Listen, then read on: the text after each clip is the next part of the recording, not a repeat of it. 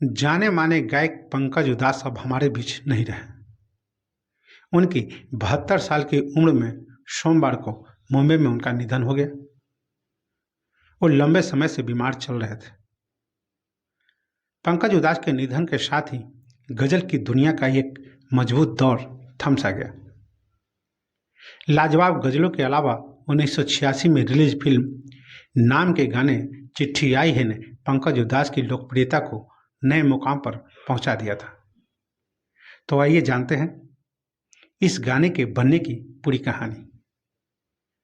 तो सबसे पहले नमस्कार, आप देख रहे हैं न्यूजीरा और मैं आपके साथ विपिन।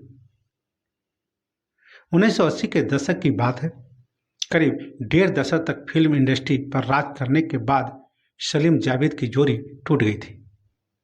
सलीम यानी सलीम खान और जावेद यानी जावेद अख्तर दोनों फिल्म इंडस्ट्री के स्टार राइटर थे।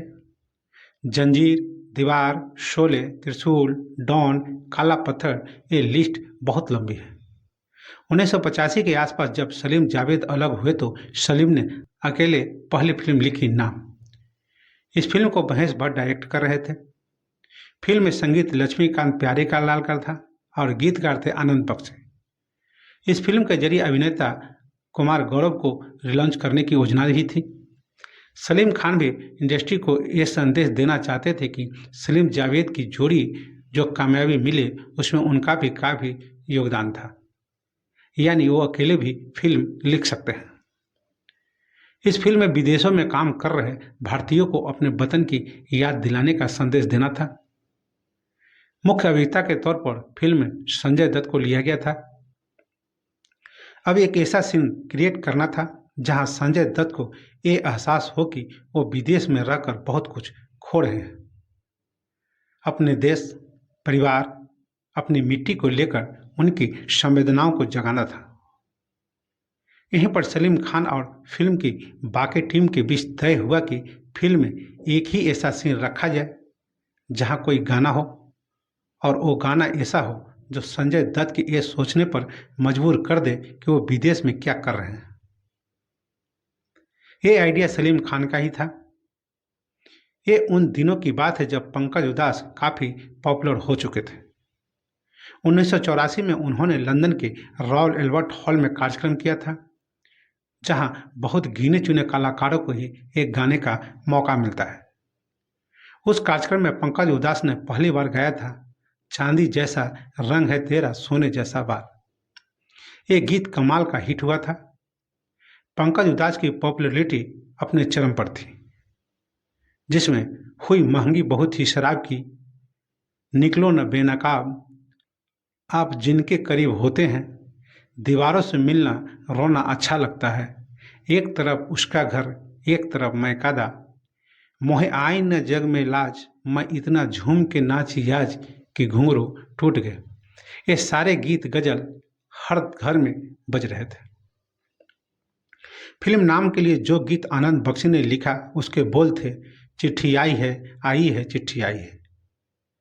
बड़े दिनों के बाद हम ये वतनों को याद, वतन की मिट्टी आई है, चिट्ठी आई है। इस गाने के लिए पंकज उधास का नाम सबसे पहले सलीम खान ने ही लिया। एक तो सलीम खान इस बात के लिए आश्वस्त थे कि पंकज उधास इस गाने की पंक्तियों के साथ न्याय करेंगे। दूसरा, उनकी पॉपुलैरिटी का फायदा भी इस गाने को मिलेगा। ऐसे ही एक बैठक में यह भी तय हुआ कि एक गाना पंकज उधास पर ही फिल्माया भी जाएगा। पंकज उधास उस वक्त का न सिर्फ बहुत पॉपुलर थे, बल्कि उनकी उम्र भी सिर्फ 33 से 34 साल की थी। वो कैमरे पर अच्छे दिखते भी थे। फिल्म नाम को बनाने से जुड़ी सभी लोगों ने इस बात पर सहमति बन गई कि फिल्म में लाइव कार्यक्रम का एक सीन होगा, जो सीन पंकज उधास पर ही फिल्माया जाएगा। वो गीत गाएंगे चिट्ठी आई है। इसी कार्यक्रम के दौरान संजय दत्त आएंगे और उनकी आंखें भी इस गाने को सुनकर भर आएगी। इस गाने और फिल्म नाम की कामयाबी इतिहास में दर्ज है। 80 के दशक में सबसे ज़्यादा कमाई के मामले में ये फिल्म टॉप 10 की लिस्ट में थी। इस गाने को बीबीसी रेडियो ने मिलेनियम की चुनिंदा 100 गानों में शामिल किया था। इस फिल्म के आने के 3 दशक बाद भी पंकज उधास से हर कार्यक्रम में इस गाने की फरमाइश की जाती थी। वह बहुत विनम्रता से इस फरमाइश को पूरा भी करते थे।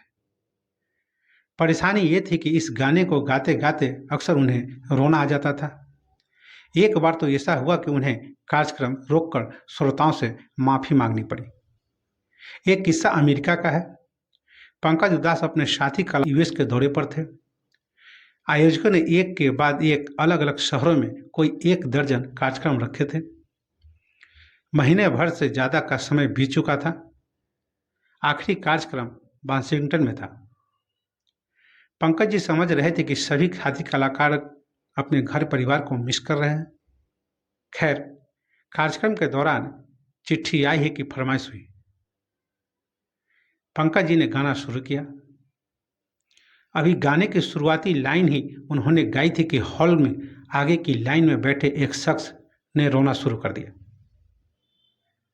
पंकज जी की आंखें भी नम हो गई, लेकिन उन्होंने जैसे तैसे खुद को संभाल लिया। अभी 1 आध 2 लाइन ही गाई होगी कि पंकज जी ने देखा कि बगल में तबले पर संगत कर रहे कलाकार रो रहे हैं। स्टेज पर नज़रों को थोड़ा और घुमाया तो देखा वायलिन वाले की आंखें भी आंसू से नम हैं। पंकज उधास के लिए खुद को संभालना मुश्किल हो गया। उन्होंने गाना रोक दिया, श्रोताओं से माफ़ी मांगी, फिर पानी पिया, खुद को संभाला और तब जाकर गाना दोबारा शुरू हुआ। पंकज उधास कहते थे, लाइव कार्यक्रमों के पूरे करियर में इससे ज़्यादा फरमाइश किसी और गाने की नहीं हुई। इसके बाद फिल्मी गानों में दूसरे नंबर पर लोगों की फरमाइश होती थी जिए तो जिए कैसे बिन आपके, जो फिल्म साजन का गाना था। तो बस अभी के लिए इतना ही। अब हमें आज्ञा दीजिए। नमस्कार।